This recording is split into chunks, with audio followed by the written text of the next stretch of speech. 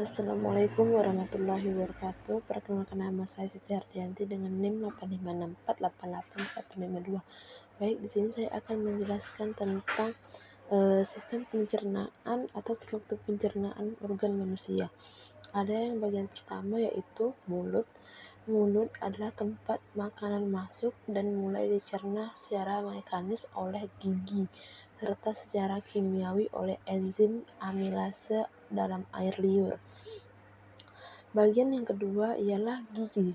Gigi yang menghancurkan makanan menjadi bagian kecil agar mudah ditelan dan dicerna. Bagian yang ketiga ialah lidah. Lidah yang membantu mengaduk makanan, mencampur dengan air liur dengan mendorong makanan ke kerongkongan. Selanjutnya ada katup napas atau disebut dengan epiglotis, adalah menutup saluran pernapasan ketika menelan agar makanan tidak masuk ke paru-paru. Bagian kelima ialah kelenjar ludah yang menghasilkan air liur yang mengandung enzim amilase untuk menguraikan karbohidrat. Baik, setelah itu ada yang bagian keenam disebut dengan teka atau faring, persimpangan antara saluran pernapasan dan saluran pencernaan yang mengarahkan makanan ke kerongkongan. Yang ketujuh itu ada namanya kerongkongan atau esofagus. Esofagus ini merupakan saluran yang menyalurkan makanan ke lambung dengan gerakan peristaltik. Yang ke-8 ada bagian namanya lambung yang menghasilkan asam lambung atau HCI dengan enzim pepsin untuk pencerna protein.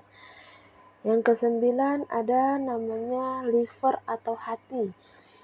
Ini menghasilkan empedu yang berfungsi untuk mengemulsikan lemak agar mudah dicerna.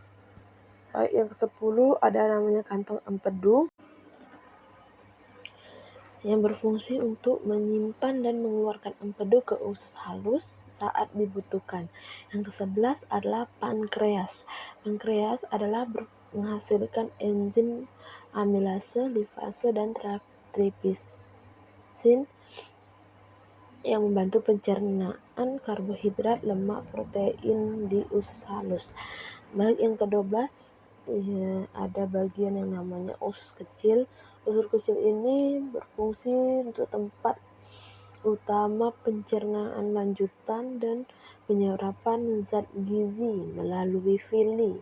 Setelah itu ada namanya juga usus besar.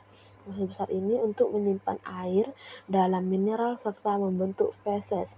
Yang ke-14 ada namanya lampiran atau appendix, ialah organ kecil di dekat usus besar yang berfungsi sebagai cadangan bakteri baik. Yang ke-15 ada namanya rektum. Rektum ini ada tempat penampungan sementara feses sebelum dikeluarkan.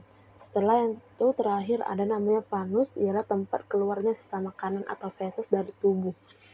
Baik, itulah bagian-bagian struktur pencernaan manusia. Ada 16 dan penjelasannya.